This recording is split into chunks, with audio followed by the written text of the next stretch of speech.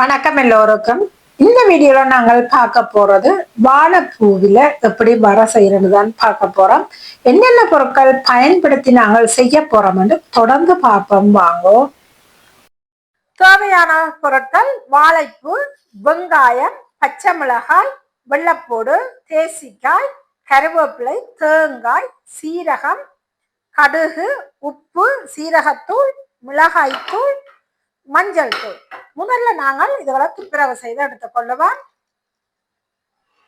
நான் தண்ணி எடுத்து வச்சிருக்கேன். இந்த தண்ணிக்குள்ள நான் உப்பு ஒரு தேக்கரண்டி போட்டுக்கொள்ள போறேன். உப்பும் போட்டு தேசிக்காயை வெட்டி நான் இதுக்கு புளிஞ்சு விட்ட கொள்ள போறேன். ஏன்னா இந்த வாழைப்பூல வெட்டி எடுக்க கயர் வரும். இந்த கயர் எல்லாம் இல்லாம செய்யறதுக்கு இந்த புளியும் உப்பும் செய்யறதுக்கு இந்த கயரை வெட்டி கொள்ளும். ஆனபடியா நாங்கள் உப்பும் தேசி புளியும் இந்த தண்ணிக்கு விட்டுக் கொள்ளுவேன்.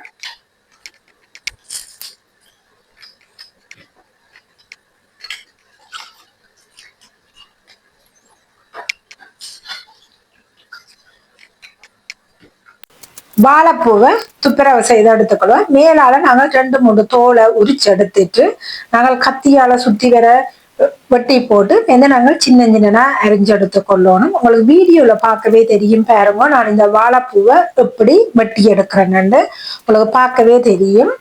நாங்கள் வெட்டுற அந்த வாழைப்பூவை நாங்கள் அந்த உப்பும் தேசிப்புளியும் விட்ட தண்ணிக்குள்ளேயே நாங்கள் வெட்டி வெட்டி போட்டுக்கொள்ளணும். அப்ப அந்த வெட்டைக்கு வர கயரெல்லாம் எங்களுக்கு கயரா வராது. எல்லாமே இந்த புளியும் உப்பும் வெட்டி கொள்ளும். உங்களுக்கு வீடியோல பார்க்கவே தெரியும் அதன் கலர் எப்படி மாறுதுண்டு கயர் இல்லாம.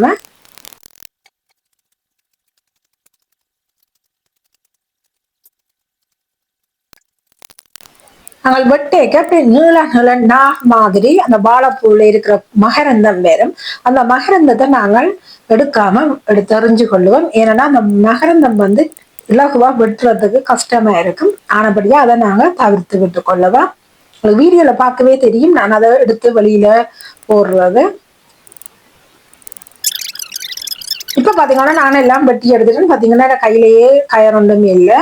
ஊற விட்டுட்டு நாங்கள் வெள்ளப்பூடு வெங்காயங்களை உரிச்சு எடுத்துக் கொள்ளுவோம்.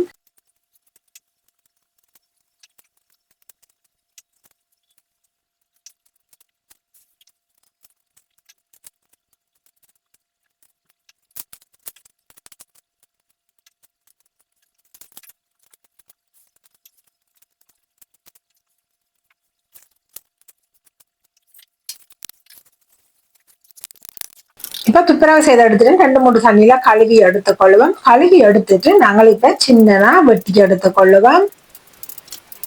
இப்ப தேங்காய துருவி எடுத்துக்கொள்ளும். எங்களுக்கு பாதி தேங்காய் பூ தேவையில்லை. எங்களுக்கு ஒரு கொஞ்சமா இருந்தா காணும்.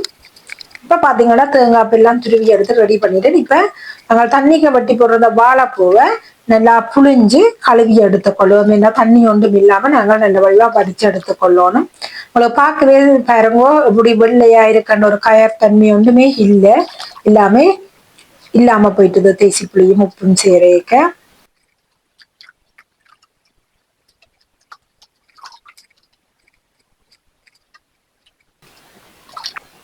இப்ப நாங்கள் ரெடி பண்ணி எடுத்துட்டேன். இனி அடுப்புல வச்சு எப்படி செய்ய போறோம்னு தொடர்ந்து பார்ப்போம். சட்டியை ஹீட் பண்ண வச்சுக்கொள்ளுவோம்.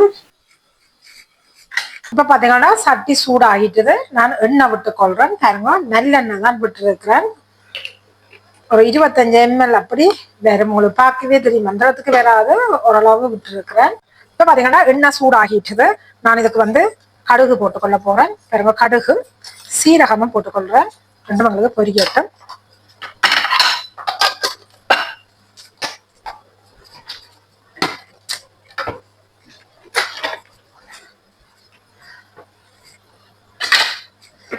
பாருங்க கடுகு சீரகம் இப்படி பொரிஞ்சு வரைக்கும் நல்லா அடுப்பை நல்லா லோவ்ல விட்டுட்டு கருவேப்பிள்ளையும் பச்சை மிளகாயும் சேர்த்து கொள்ளுவோம்.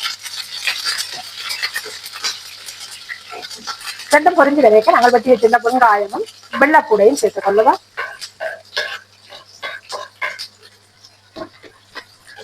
நல்லா கிளறி வதங்க விட்டு கொள்ளுவோம். இப்ப நாங்கள் அடுப்பை கூட்டி கொள்ளுவோம்.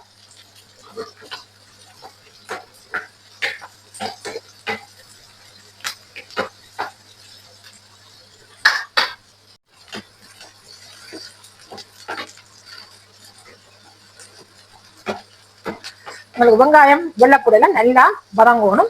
வதங்க விட்டுக் கொள்ளுவோம்.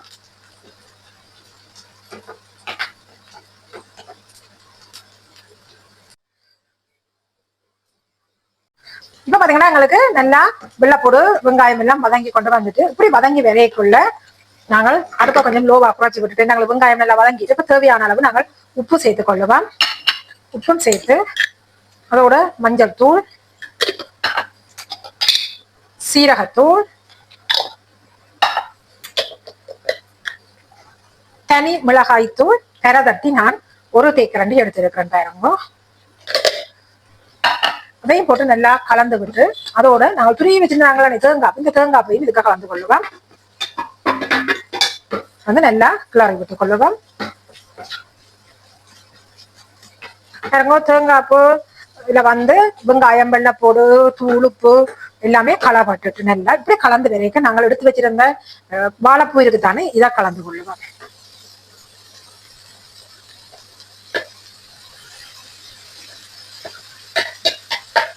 கலந்து நல்லா கிளறி விட்டு கொள்ளுவோம்.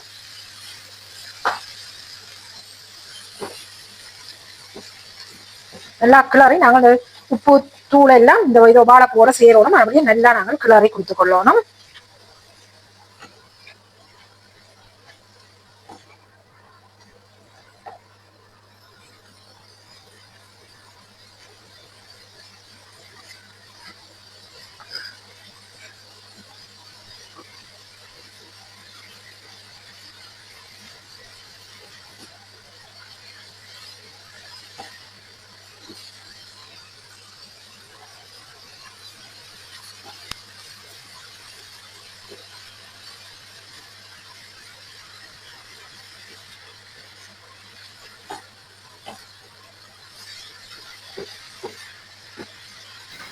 பாத்தீங்கன்னா எங்களுக்கு அரைவாசி பதம் அப்படி அவிஞ்சு வந்துட்டுது.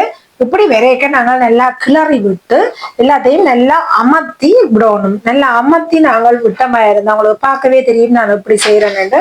இப்படி அமர்த்தி விட்டோம்னா எங்களுக்கு உள்ளுக்க நல்லா அவிஞ்சு கொள்ளும்.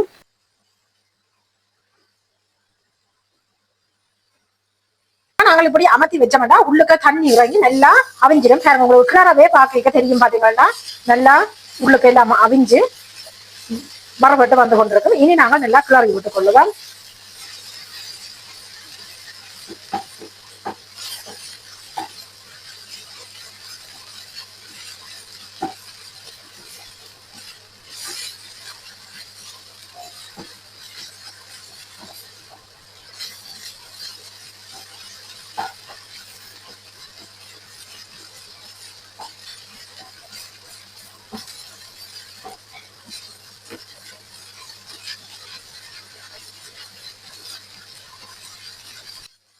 இப்ப பாத்தீங்கன்னா எங்களுக்கு வாழைப்பூ வர ரெடியாகி வந்துட்டுது. இனி நாங்கள் இதை உங்களுக்கு பார்க்கவே தெரியும் பாருங்க. இனி நாங்கள் இதை வாழைப்பூ சாப்பிடுறதால ஏற்படுற நன்மைகள் என்று பாத்தீங்கன்னா ரத்தத்தை சுத்திகரிக்கும், மாதவிடா காலங்கள்ல ஏற்படுற பிரச்சனைகளை தீர்வு செய்யும். அதாவது உடல் வலி, அதிக இரத்தப்போக்கு, ஹோமோன் சமநிலை போன்றதை சீர் செய்ய உதவும், மன அழுத்தத்தை குறைக்கும். வாழைப்பூல அதிக அளவு மெக்னீசியம் இருக்கிறபடியா இது மன அமைதியை தரும், இரத்த புழுக்களை கட்டுப்படுத்தும், அனீமியா குறைக்கிறது. இதுல வந்து அதிக அளவு இரும்பு சத்து இருக்கு வாழைப்பூல. இது ரத்தத்தில் இருக்கிற ஹீமோகுளோபின் அளவை உயர்த்தி அனீமியா பிரச்சனையை குறைக்க செய்யும். இன்சுலின் உற்பத்தியை தூண்டுற சக்தி இந்த வாழைப்பூவுக்கு இருக்குது. சர்க்கரை நோயாளிகள் இதை உணவுல சேர்த்து கொண்டு வந்தா இன்சுலினை தூண்டுற சக்தி இந்த வாழைப்பூவுக்கு இருக்கு. ரத்தத்தின் சர்க்கரையை கட்டுப்படுத்தும், ஊட்டச்சத்து மிகுந்தது இந்த வாழைப்பூ. இந்த வாழைப்பூல வந்து vitamin A, C, E, calcium, potassium, நார்ச்சத்து அதிக அளவு இருக்கு. இதை நாங்கள் கிழமையில 2 தரம் இல்ல 3 தரம் அப்படி கூட சாப்பாட்டுல சேர்த்து கொள்ளலாம். செரிமானத்தை உண்டு பண்ணும், நார்ச்சத்து அதிக அளவு இருக்கிறபடியா மலச்சிக்கல் இல்லாம செய்யவும் இந்த வாழைப்பூ உதவும். மன அழுத்தம் மற்றும் நரம்பியல் பிரச்சனையை குறைக்கிற தன்மையும் இந்த வாழைப்பூவுக்கு இருக்கு.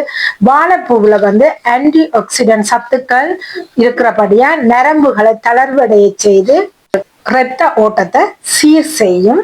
இவ்வாறான வாழைப்பூவை நாங்கள் வந்து வர சம்பல், சாம்பார், கூட்டு அப்படி செய்து சாப்பிட்டு கொள்ளலாம்.